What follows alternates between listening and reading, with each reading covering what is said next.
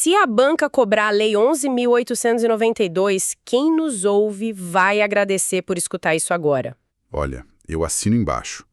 É o tipo de lei que muda a geografia social inteira de um país. Exatamente.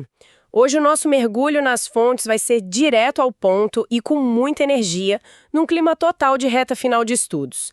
A nossa missão aqui é destrinchar a Lei 11.892 de 2008. Que é basicamente a certidão de nascimento dos institutos federais, os famosos IFES, e da rede federal como um todo. Isso aí. E para quem presta concurso público na área da educação, essa lei é literalmente um mapa da mina.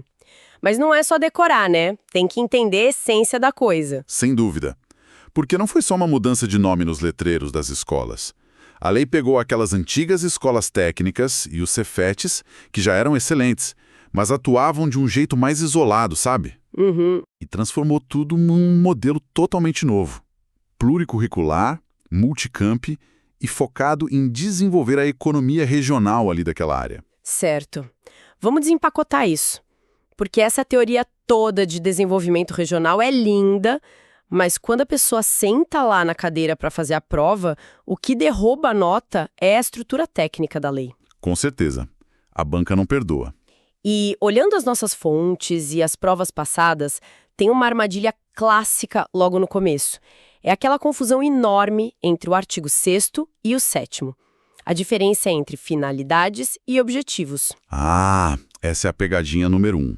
No dia a dia, a gente usa finalidade e objetivo quase como sinônimos, né? Mas no texto jurídico da lei, eles operam em frequências completamente diferentes. Totalmente diferentes. O artigo 6º traz as finalidades e características. É a alma da instituição. É uma visão macro, algo quase filosófico, sabe? É a missão de longo prazo. Tipo que a lei fala sobre desenvolver a educação como processo educativo e investigativo. Sou amplo demais, é finalidade. Perfeito. É uma visão de horizonte. Outro exemplo clássico do artigo 6º é promover a verticalização da educação, que vai desde a base até o ensino superior. Nossa, e verticalização é uma palavra que cai o tempo todo. O tempo todo. E perceba que promover isso não é uma tarefinha rápida. É o destino final onde o IF quer chegar. Entendi. Eu gosto de usar uma analogia para quem está escutando memorizar mais fácil. Imagina uma empresa. A finalidade é a visão de futuro dela, o grande sonho. Boa! Já o objetivo, que está lá no artigo 7º, é a lista de tarefas práticas do dia a dia para alcançar esse sonho. Então, finalidade é, tipo, promover a verticalização. O objetivo é ministrar o curso. Exato, eu adoro essa analogia porque ela clareia tudo na hora da prova. Os objetivos são os verbos de ação ali na prática suando a camisa. Mão na massa. Literalmente. O artigo 7º fala em ministrar cursos técnicos, ministrar cursos FIC, que é a formação inicial e continuada, realizar pesquisas aplicadas. Desenvolver atividade de extensão também, né? Isso, tudo tarefa concreta. O examinador vai tentar pegar a ação de ministrar curso FIC e dizer na questão que isso é uma finalidade. Quem pegou essa visão de grande sonho contra a lista de tarefas, resolve a questão rindo. Sensacional. Bom, agora que a gente sabe a missão e a rotina de trabalho, como é que essa máquina é organizada? Porque gerenciar um monte de campus espalhado não deve ser brincadeira. E não é. E o segredo para não travar a máquina inteira está na natureza jurídica deles. Os IFES são criados como autarquias federais. E isso dá muito poder para eles, certo? Muito. Ser uma autarquia garante um pacote de autonomias. Eles têm autonomia administrativa, patrimonial, financeira, didático, pedagógico e até disciplinar. Ou seja, o diretor do campus não precisa mandar um pombo-correio para Brasília toda vez que for comprar um apagador. Exatamente. A gestão flui porque o modelo é multicamp. Várias unidades formando uma única engrenagem com autonomia. Mas aí tem um detalhe nas fontes que me deixa, assim, com a pulga atrás da orelha. A lei diz que eles são equiparados às universidades federais para fins de regulação. Isso. Avaliação e supervisão do MEC, tudo equiparado. Então eu vou fazer o papel de advogada do diabo aqui. Peraí, se eles são equiparados às universidades federais e têm essa autonomia toda, por que não chamá-los simplesmente de universidades de uma vez? Para que inventar um instituto federal? É uma ótima pergunta, mas a resposta está no DNA da instituição. A alma é diferente. Uma universidade tradicional foca demais na graduação, na pesquisa teórica. O Instituto Federal existe para a educação profissional e tecnológica. A famosa EPT. Isso, a EPT. O IF tem que manter os pés fincados no ensino médio técnico e na formação voltada para o mundo do trabalho. Se o governo simplesmente chamasse tudo de universidade, a pressão pelo prestígio acadêmico ia fazer eles abandonarem o ensino técnico em poucos anos. O que seria um desastre para o trabalhador brasileiro, né? Um desastre. E, além disso, os IFs têm uma função que as universidades não têm, que é atuar como certificadoras de competências daquele trabalhador que aprendeu na prática. A governança reflete muito isso. Falando em governança, como funciona a chefia toda? No topo do órgão executivo, a gente tem a reitoria. É um reitor e exatamente 5 pró-reitores. 5. Fixo, né? Fixo. Mas o reitor não governa como um imperador. E é aí que as bancas armam a maior confusão para os candidatos, com os conselhos colegiados. Aqui é que a coisa fica realmente interessante, porque conselho é o que não falta nessa lei. Pois é. Temos 2 principais para gravar, o Colégio de Dirigentes e o Conselho Superior. O Colégio de Dirigentes, que junta o reitor e os diretores dos campi, ele tem um caráter só consultivo. Ou seja, eles só dão um conselho, não batem o martelo. Perfeito. Eles aconselham, propõem ideias. Quem bate o martelo e tem a palavra final é o Conselho Superior. Esse sim tem caráter deliberativo. E o detalhe de ouro, ele é paritário. Tem gente de fora da escola participando também, né? Tem. Professores, alunos, servidores e representantes da sociedade civil.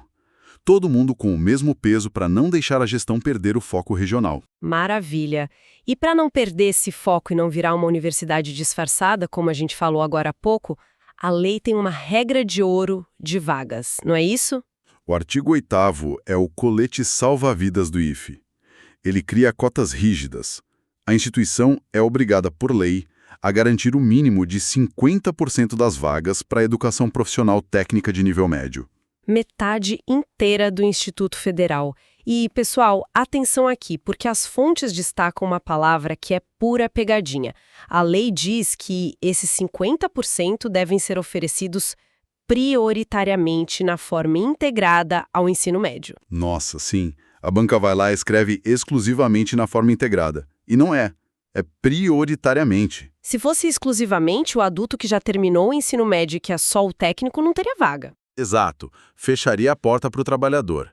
E além desses 50%, tem outra cota importantíssima.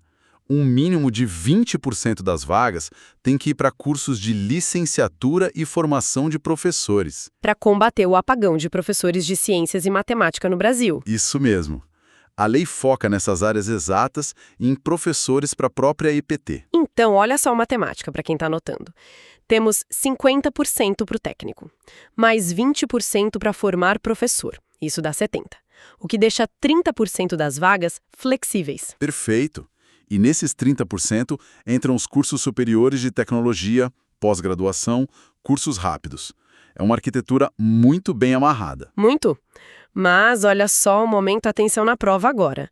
Porque não adianta nada saber essa teoria é linda se a gente cair nas minas terrestres dos examinadores. O examinador acorda de manhã pensando em como te enganar. Total. Então, vamos listar os 3 erros mais comuns que o pessoal comete nas provas, baseados nas nossas fontes.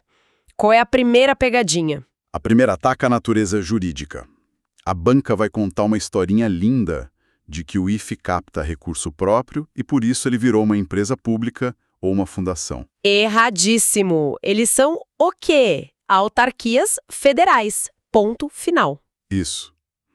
A segunda pegadinha é a confusão de poderes. A questão vai narrar uma crise no campus e dizer que o colégio de dirigentes tomou a decisão final porque ele é deliberativo. Falso. Colégio de dirigentes é só consultivo. Quem manda e delibera é o Conselho Superior. Exatamente. E a terceira armadilha é o falso conceito de verticalização.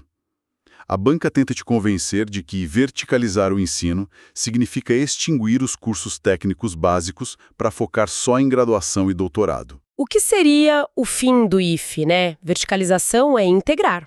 O aluno do técnico usa o mesmo laboratório do aluno do mestrado. Não é matar a base, é unir a base ao topo. Falo tudo.